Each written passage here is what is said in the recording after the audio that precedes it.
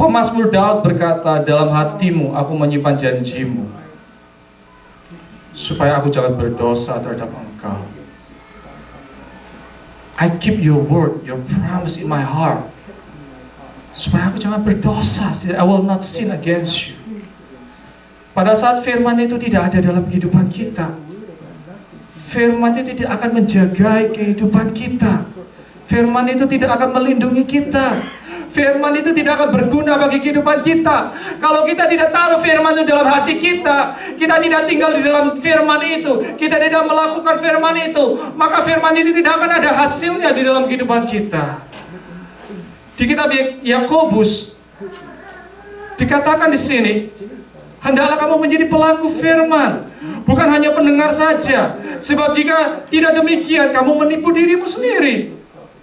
Sebab jika seorang hanya mendengar firman dan tidak melakukannya, ia adalah seumpama seorang sedang mengamat-ngamati mukanya yang sebenarnya di depan cermin. Waduh, aku hari ini kok ganteng ya, kok rambutnya kok makin berkurang ya, gitu. Udah pakai segala macam obat, makin tipis aja gitu ya. Tapi ya udahlah gitu.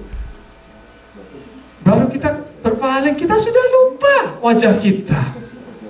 Baru saja memandang dirinya, ia sudah pergi dan segera lupa. Bagaimana lupanya? Demikian juga kalau kita mendengar firman dan tidak melakukannya. We must obey. We must obey. Yang berikutnya kita harus meditate.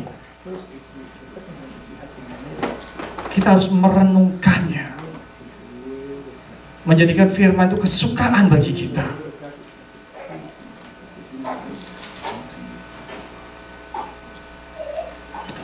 Tadi saya lanjutkan ceritanya itu. Setelah mereka lulus kelas mereka yang pertama, Beth Sever, The House of Book, mereka masuk ke kelas yang kedua, namanya Beth Talmud. Dari umur 10 sampai 14 tahun.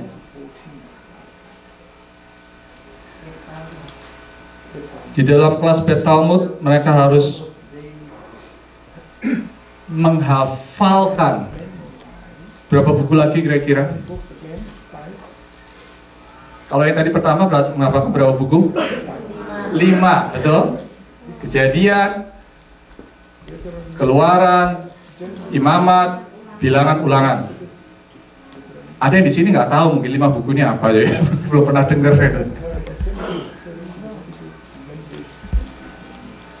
Dan mungkin saudara juga belum pernah membaca 5 buku ini secara komplit. Betul? Kalau mau jujur, jangankan dihafal, baca aja belum. Karena begitu baca Ulangan itu baru 2 pasal itu rasanya, aduh, ini obat ngantuk yang terhebat memang. Langsung tidur. Bos, amin. Mereka hafalkan 5 buku. Umur 10 sampai 14 tahun, mereka harus hafalkan seluruh Perjanjian Lama, dari kitab Kejadian sampai kitab Maleaki. Saya ingin tanya, anak bapak-bapak, ibu-ibu saudara, anak kita yang ada di tempat ini, berapa banyak ayat firman Tuhan yang mereka hafal?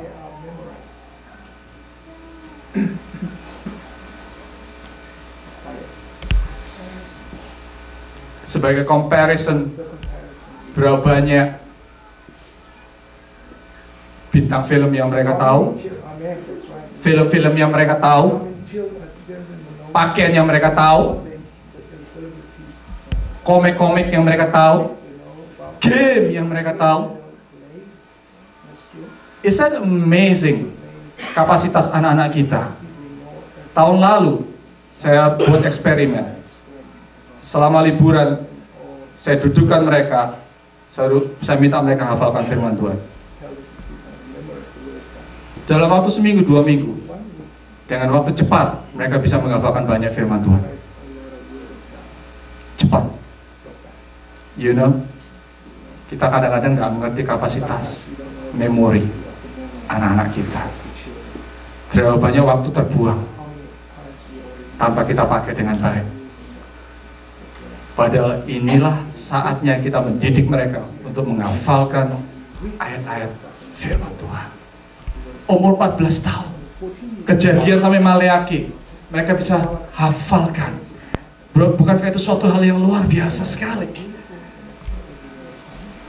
Mazmur 119. Apa ciri khas dari Mazmur 119 ini? Oke, saya kasih trivia sebentar. Pasal mana di Alkitab yang paling panjang? Mazmur 119. Bagus. Pasal mana di Alkitab yang paling pendek? 117. Masuk berapa? 117, betul. Hanya beda 2 nomor. Mazmur pasal 119 dan Mazmur pasal 117. Itu pasal yang paling pendek. Kalau kita lihat di Mazmur pasal 119, itu berisi tentang bahagianya orang hidup menurut Taurat Tuhan.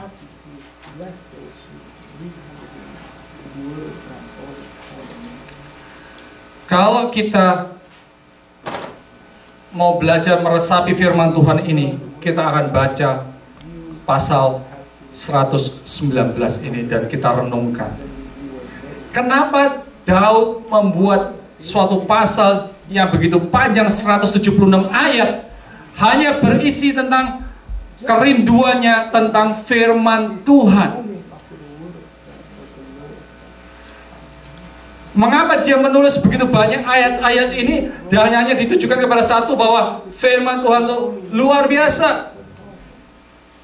Dan kalau saudara nggak tahu ayat-ayat di semua ini, paling sedikit saudara harus tahu satu ayat Mazmur 119 ayat 105. Ada yang tahu?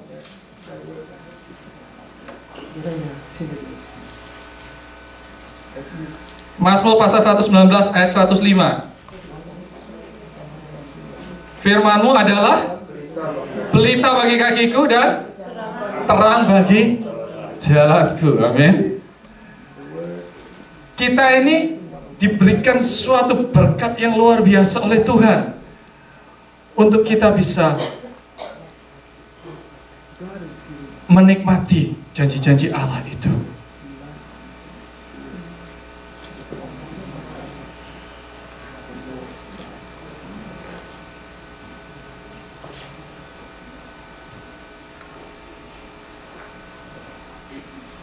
Tinggal di dalam firman Allah. Sekarang Yesus mulai menantang kita. Bukan Yesus tinggal di dalam hati, tapi kita tinggal di dalam firman Allah saat ini. Kita tinggal di dalam firman Allah.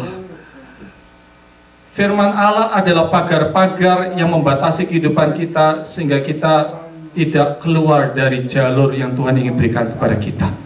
Kalau kita tidak mengikuti firman Allah, maka kita akan terjebak dan kita akan tertipu dalam kehidupan ini, dan kita akan kehilangan arah.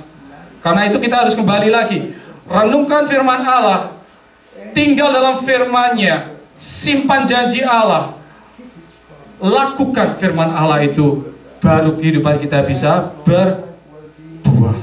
Nah, untuk membaca firman Allah memang diperlukan satu komitmen, karena kalau kita tidak berkomitmen, kita akan cepat merasa bosan di dalam baca firman Allah ini. Karena itu, ambil satu komitmen di dalam tahun yang baru ini. 10 menit, 15 menit setiap hari, make it a habit. Buatlah suatu kebiasaan. Kita renungkan firman Allah, kita baca firman Allah, kita telaah firman Allah, kita olah firman Allah itu, sehingga firman Allah itu ada di dalam hati kita, sehingga pada waktu kita berjalan kita dijaga, pada waktu kita melangkah firman itu menuntun kita, sehingga pada waktu kita menghadapi masalah, firman itu membukakan pikiran kita. Amin.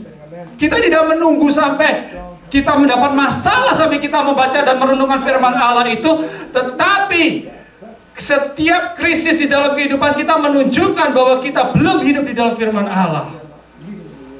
Sebab firman Allah memberikan kekuatan dan damai sejahtera yang menuntun kita di dalam setiap masalah yang kita hadapi. Meditate on it. Renungkan firman itu siang dan malam. Baru kita benar-benar tinggal di dalamnya. Engage the word of God.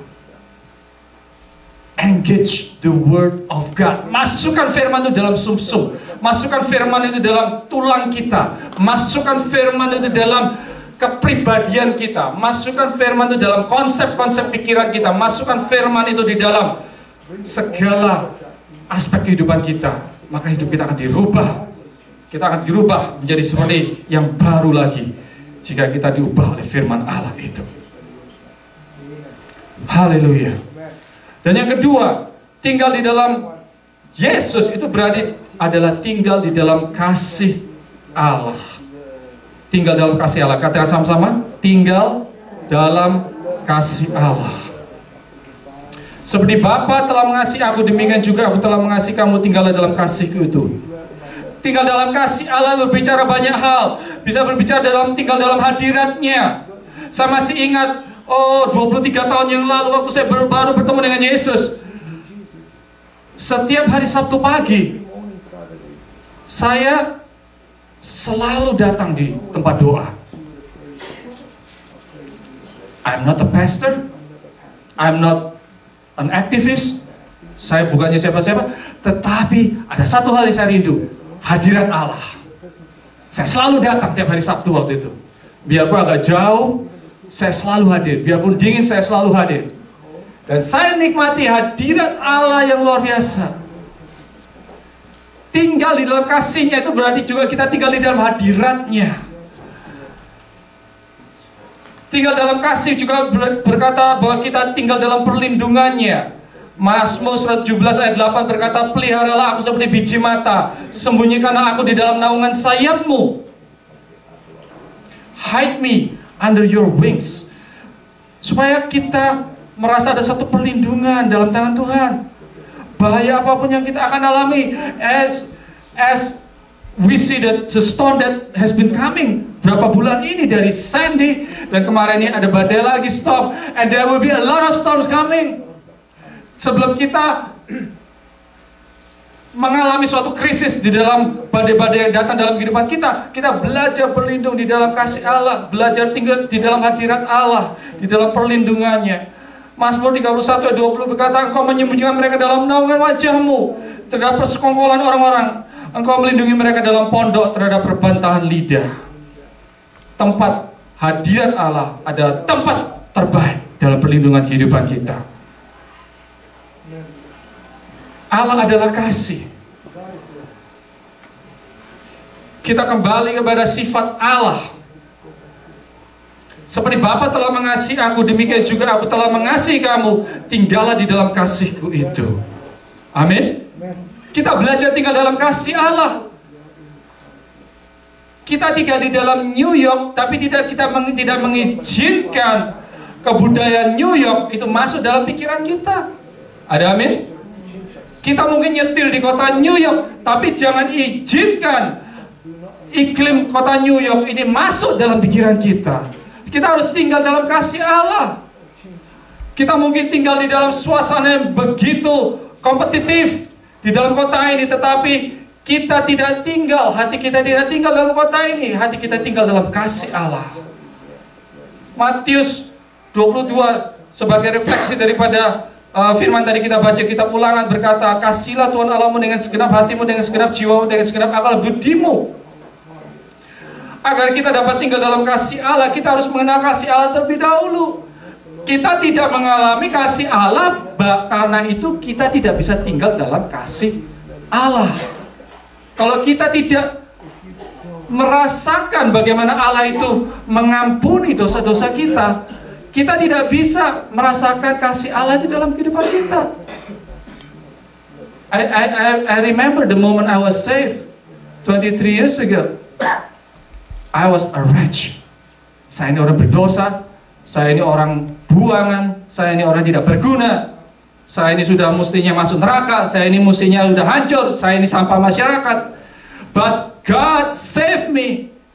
Tuhan angkat saya dari lubang dosa itu dan bebaskan dari kutuk dosa. And I was so grateful. Saya begitu mengucap syukur karena itu buat saya, hidup saya ini tidak ada apa-apa lagi selain untuk melayani Tuhan. But many Christians, they just feel when they know in the Lord, just, ya salam kenal Tuhan Yesus, apa kabar? Ya sekarang saya kenal kamu. There's no such a depthness kepada kasih daripada Yesus itu. Kita ini nggak merasa ditolong oleh Tuhan Yesus ini. Kita ini merasa ya kebetulan ketemu Tuhan Yesus di tepi jalan itu, ya sudah kita coba mengikuti Dia gitu. We don't know how much we got paid. Kita bandingkan dengan kalau kita punya hutang. Imagine the biggest debt you can have.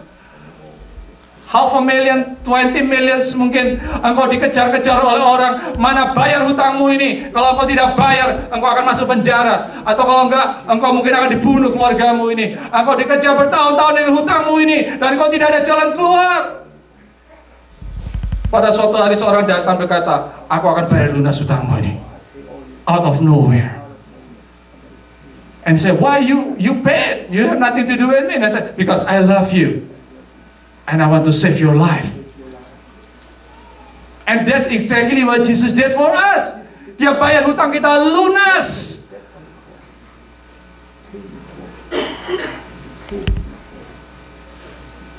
Tapi kita lebih kamsya kepada orang yang traktir kita makan daripada kita berterima kasih kepada Yesus. And that's a problem. Kita tidak menyadari betapa kita ini sudah ditebus dengan darah yang luar biasa oleh Tuhan Yesus. Tidak ada kasih. Much forgiven, much love. But less forgiven, less love. But remember, kasih itu bukan suatu pilihan. Di kitab 1 Yohanes pasal yang keempat, kasih adalah sifat Allah.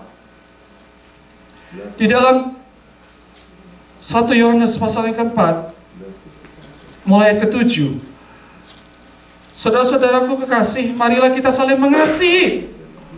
Yang setuju katakan amin. Marilah kita saling mengasihi, sebab kasih itu berasal dari Allah.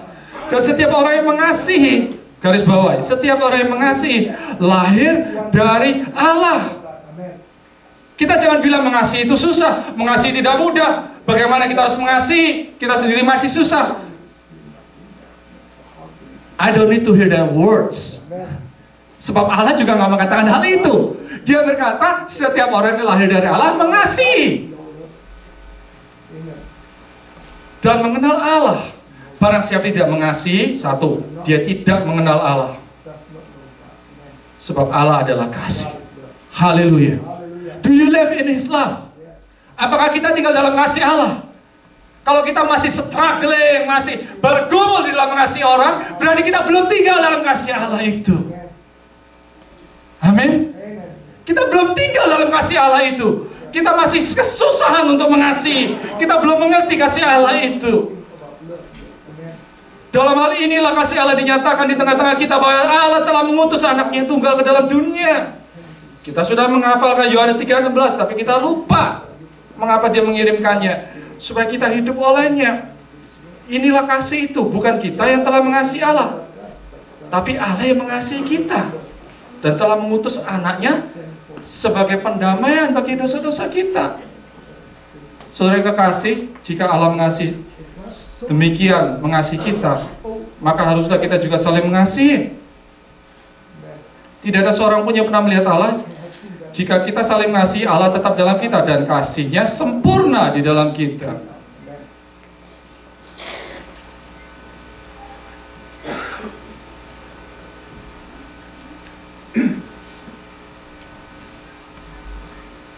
Perhatikan ayat 20. Jika seorang berkata, aku mengasihi Allah, dan ia membenci saudaranya, maka ialah pendusta.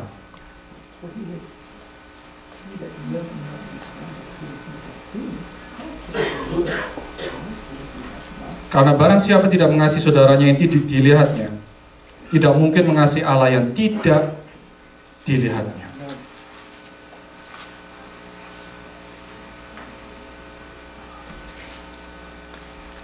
Pada waktu kita mengadakan prayer station, Saya berpikir, orang-orang di jalan homeless, tidak punya pekerjaan, tidak punya ini. Adakah orang-orang yang mengasihi mereka? Banyak orang yang benci sama mereka, banyak orang nggak suka sama mereka. Mereka bau, tidak punya ini, mungkin mengganggu, mabuk dan sebagainya. Tapi adakah orang yang mengasihi mereka?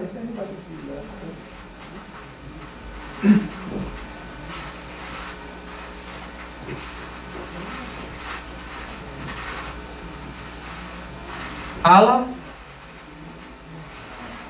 mengajar kita untuk mengasihi sesama manusia. Tapi kasih dimulai dari tempat ini. Amin. Tubuh Kristus. Kalau kita tidak bisa saling mengasihi, kira-kira ada gunanya enggak orang datang ke gereja ini? Kalau tidak ada kasih di tempat ini, kira-kira ada gunanya enggak orang datang ke tempat ini? Tidak perlu. Karena orang belum menemukan sesuatu yang berguna bagi kehidupannya. Karena itu kasih dimulai dari kehidupan kita pribadi, lepas pribadi. Kita harus mengenal kasih Allah. Di dalam kasih ada kemurahan, ada kesabaran, ada kerendahan hati.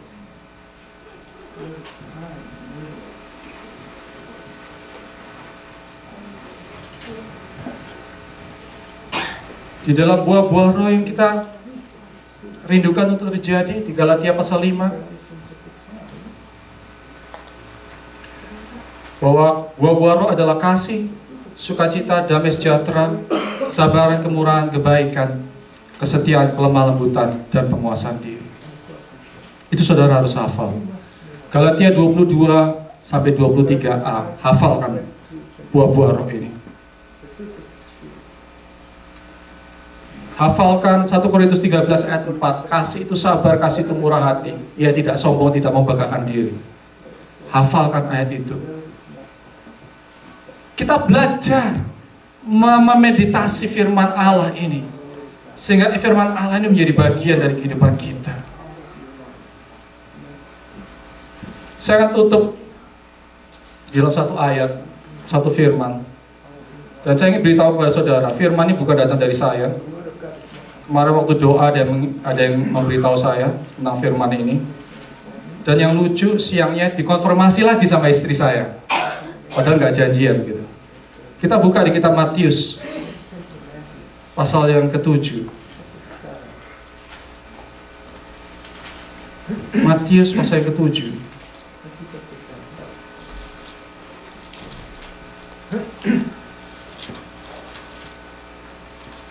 Ini menarik sekali. Matius 7 mulai ayat 1 saya bacakan.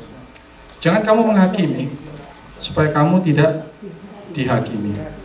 Karena dengan penghakiman yang kamu pakai untuk menghakimi, kamu akan dihakimi, dan ukuran yang kamu pakai untuk mengukur akan diukurkan kepadamu. Mengapakah engkau melihat selumbar di mata saudaramu, sedangkan balok di dalam matamu tidak engkau ketahui? Amin. Bagaimanakah engkau dapat berkata kepada saudaramu, biarkanlah aku keluarkan selumbar itu dari matamu, padahal ada balok di dalam matamu? Hai orang munafik, keluarkanlah dahulu balok dari matamu, maka engkau akan melihat dengan jelas untuk mengeluarkan selumbar dari mata saudaramu. This is very interesting reading. Kalau kita menyetir, saya berikan ilustrasi. Kalau kita menyetir, terus kita lihat spion, ya. Dilihat spion kita kiri atau lihat spion kanan. Biasanya kalau kita mau nyalip mobil, kita lihat spion dulu kan, betul? Ada mobil nggak? Tapi ada satu bagian dari spion itu yang agak susah untuk dilihat, betul? Namanya apa itu? Blind spot. Mobil yang baru sekarang, saya dengar Camry yang baru atau Honda yang baru, itu ada teknologinya. untuk bisa melihat blind spot, betul? Harganya lebih mahal, tapi bisa ngelihat ada blind spotnya, gitu. Supaya kalau ini nggak nabrak gitu. Kalau kadang-kadang kita pikir nggak ada mobil, di sini nggak ada mobil, nggak taunya mobilnya pas di blind spotnya itu sehingga nggak terlihat, sehingga kalau mobilnya ke kiri dia akan ketabrak. Di depan orang Kristen itu juga banyak blind spot, betul nggak? Kalau kita ngelihat kesalahan orang lain, gampang banget. Nggak usah ditunggu 2-3 menit. 10 kesalahan orang lain bisa kita jelaskan 1, 2, 3, 4, 5. Tapi kalau tunjukkan kesalahanmu, kita mikir-mikir, apa ya salah saya ya? Apa ya? Susah ya? Kayaknya saya udah sempurna nih. Saya udah sabar, udah baik, saya udah lakuin yang terbaik. Menurut saya ini udah the best. Susah loh. Ngelihat kesalahan diri sendiri itu paling susah. Betul nggak? Kalau ngelihat kesalahan orang lain paling gampang. Makanya jari kalau nunjuk, yang balik ke sini berapa? 3. 1 ke depan, 3 ke belakang. Betul nggak? Kita jangan coba-coba nunjuk orang. Oh si A ini, si B ini, kalau kerja gini, kalau ini. Sebelum kita nunjuk orang, kita lihat diri dulu sendiri. Introspeksi. Amin. Sudah pernah dengar orang Jawa bilang orang itu kelilipan sandal? Hah? Bisa nggak kelilipan sandal? Hah? Kelilipan sandal orang itu main. Ini Alkitab lebih parah loh. Kelilipan balok. Loh apa itu enggak? Betul-betul make a point gitu. Selumbar itu artinya kalau kita gergaji itu ada kayak debunya itu kecil-kecil. Kelilipan itu kan biasa, ya kan? Biasa kelilipan itu. Tapi ini kelilipan balok, gak kelihatan. Kayak saya ke Budi gitu, Bet, itu ada di matamu ada selumbarnya, Bet. Tolong dikeluarin, Bet, gitu. Budi bilang, Pak, ini balok di depan mata nggak lihat, Bet. Saya nggak bisa lihat balok saya sendiri. Balok di depan mata nggak bisa lihat. Tapi kalau yang kecil-kecil, suami istri, gitu, ketahuan, gampang sekali nemuin kesalahannya. Coba mikirin kesalahan kita sendiri, paling susah. Firman ini sangat indah. Dikatakan jangan kamu menghakimi, supaya kamu gak dihakimi. Karena dengan penghakiman yang kamu pakai, kita akan dihakimi hal yang sama. Kita harus hati-hati. Ada amin? Ukuran yang kita pakai untuk mengukur, itu diukurkan Tuhan kepada kita juga. Sebelum kita mengukur orang lain, kecuali untuk mengukur baju untuk malam ini nggak ada fashion show, nggak apa-apa. Sebelum tapi kita mengukur kesalahan orang lain, jangan lupa kesalahan itu akan diukurkan juga kepada kita. Saudara masih ingat waktu Yesus dihadapkan dengan perempuan berdosa? Sampai ke pemain musik bisa maju ke depan. Waktu Yesus dihadapkan pada orang berdosa itu, wanita berdosa, wanita pelacur yang ditangkap basah berdosa. Kemudian pada waktu orang bilang, lempari dia dengan batu karena dia telah berdosa. Kalau orang beragama mungkin melakukannya itu, tapi Yesus berkata apa? Barang siapa yang tidak berdosa, silakan melemparkan batu yang pertama.